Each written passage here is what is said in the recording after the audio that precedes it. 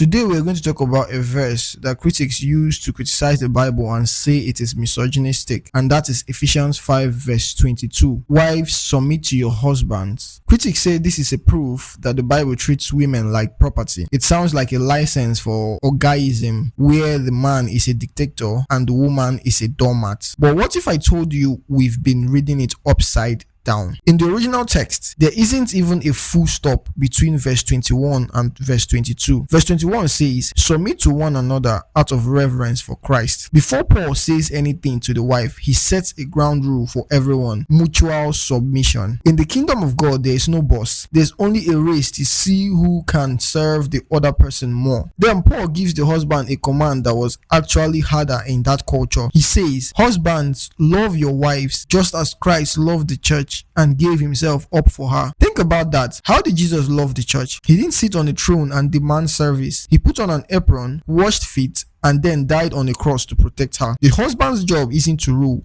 It is to die for his wife's well-being. Biblical submission isn't about inferiority. It's about order and trust. Now take Jesus for an example. He wasn't inferior to God the Father, but he submitted to the will of the Father. In the Roman world where Paul lived in, men had total legal power to harm their wives. Paul's letter was a revolution. He told men to stop being dictators and start being servants. If a husband is loving his wife like Christ loved us, that is sacrificially and selflessly, submission isn't a burden. It's a response to being deeply loved and protected. Godly leadership isn't about who is Oga. It is about who can love most, like Jesus. But wait, if women are equal partners, why did Paul tell them to keep quiet in the church? Well, we are tackling that verse in episode 4. You don't want to miss it. Follow for more.